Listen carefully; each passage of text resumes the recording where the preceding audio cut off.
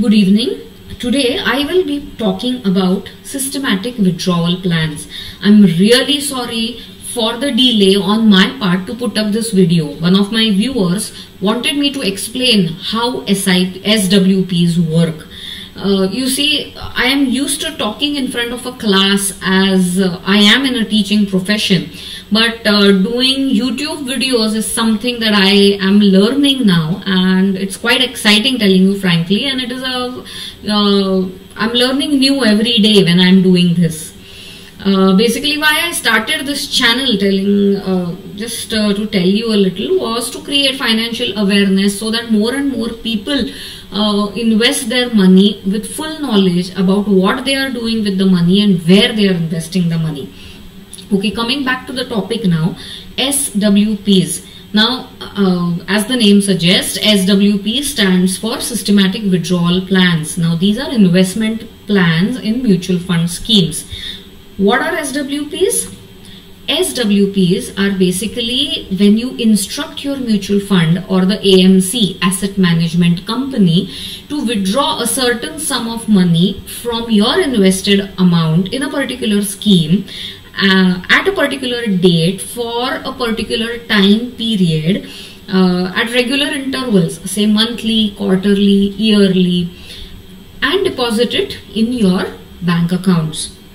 Now, is this something like a pension? Yes, you can use it like a pension. Is this dividend? No, it is not dividend, because what happens is when you purchase a mutual funds, you purchase it at a NAV, net asset value. It is like a share price of shares. This is the price per unit of a mutual fund that you purchase. Now, when you purchase a mutual fund at a NAV, you get number of units depending on the NAV at the time of your purchase. What happens in SWP is, from those number of units that you have purchased, depending on the amount that you have set for SWP, units are withdrawn from your investment. So for how long can you carry on with your SWP? Till the time the units in your investment become nil, you can carry on with SWPs. Now, SWPs and SIPs are two opposites. In SIP, what happens is we instruct the bank to debit our accounts for a particular sum on a particular date at particular intervals and deposit it in a particular scheme of the mutual fund. In SWPs, what happens? We don't instruct the bank. We instruct the mutual fund house. We instruct the AMC to withdraw that much amount from our investment and deposit it in our banks. So SWPs are the exact opposite of SIPs. How do they work? Now, as I told you previously, when we put in, say for example, we invest 10,000 rupees in a mutual fund. The NAV of the mutual fund at the time of investment is, say, rupees 10. So at 10 rupees NAV, when we are purchasing, when we are investing 10,000 rupees, how much units do you think we'll get? 10,000 divided by 10. So we will get 1,000 units of 10 rupee NAV when we invest 10,000 rupees. Do you understand this? Now let's take an example of how SWPs actually work. Say today, when I'm posting this video on the 6th of October, you invest 5 lakh rupees in a mutual fund scheme. The prevalent NAV today, for example, is rupees 20 per unit. So what is the number of units that you will get? 5 lakhs divided by 20, which is 20,000 units of a mutual fund scheme. Say you set up a systematic withdrawal plan. You set up a monthly systematic withdrawal plan wherein you want to withdraw 5,000 rupees every month from your mutual fund scheme. Now, on the 6th of November, next month, when your first SWP becomes due, say suppose since the market are rising, the NAV of your scheme increases from 20 rupees to 25 rupees per unit. Now to withdraw 5,000 rupees from your investment, what is the number of units that need to be redeemed? How will you calculate it? You will calculate 5,000 rupees divided by the current prevalent NAV at the time of redemption. When is that? That is on the 6th of November as per our example. So on the 6th of November at 25 rupees NAV, to withdraw 5,000 rupees from your investment, what is the redemption that will happen? 200 units will be redeemed from your investments. What is the balance units that remain in your investment then? 25,000, that is the initial investment that you made, minus 200 units that are withdrawn at the end of the first month, will leave you with the balance of 24,800 units. Continuing with the same example, say suppose on the 6th of December, the NAV stands at rupees 30 per unit. To withdraw 5,000 rupees as per your SWP instructions at 30 rupees NAV, what is the redemption that will happen?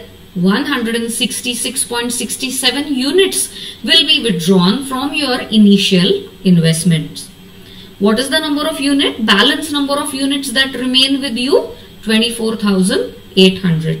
So after deducting 166.67 units that will be withdrawn on the 6th of December, what is the balance that will remain with you? 24,633.33. Correct? So this will happen every month depending on the net asset value on the day of redemption as per your SWP request. Now see the value of your investment. Now as of 6th December, when there are two systematic withdrawal plan installments that are redeemed and deposited in your bank account, the value of your investment will stand at 24,633.33 multiplied by the NAV on that date, which is 30 rupees. So the value of your investment would stand at 7,38,000 or 7,39,000 approximately. How much money had you invested in on the 6th of October? 5 lakhs. Where is it on the 6th of December? 7,38,000 or 39,000 to be precise. What is the gain? What is the gain? The gain is 2,39,000 rupees even after withdrawing roughly 366 units from your investments. Now why is this happening? This is happening because the NAV of your scheme is increasing.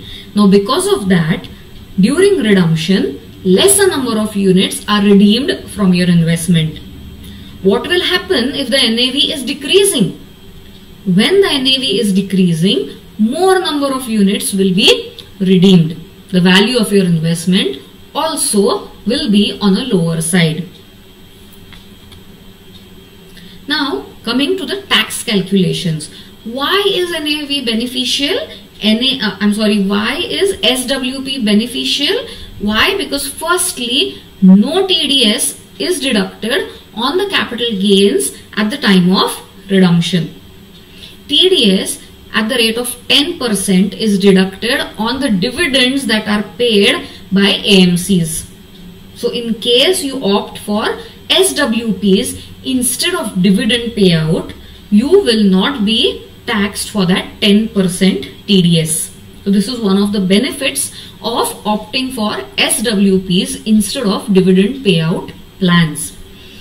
Now NAV, when will you be taxed for capital gains? It is only when the NAV at the time of redemption is higher than the NAV at the time of investment.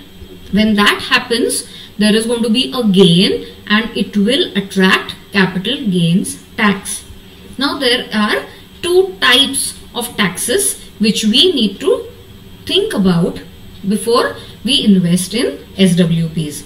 Now you can have investments in equity and equity oriented schemes, or you can have investments in non-equity schemes like debt funds, liquid funds, etc.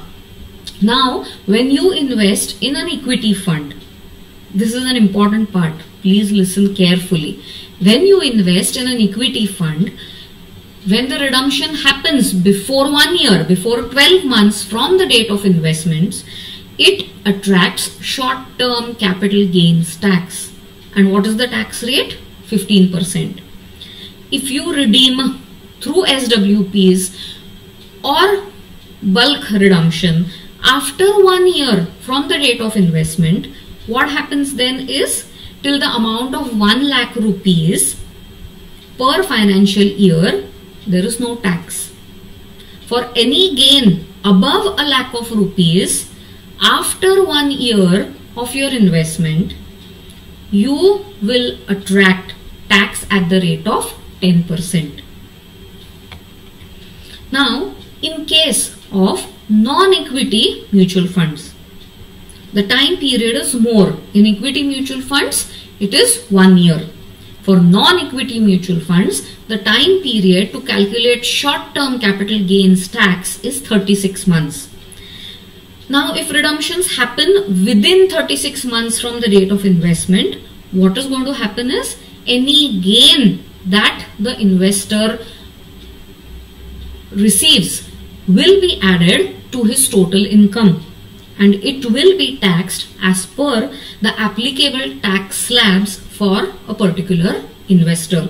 So if you fall in the 10% tax bracket, you will have to pay 10% for that gain. Likewise, if you fall into 20 and 30% tax brackets, you will have to pay tax on those gains likewise.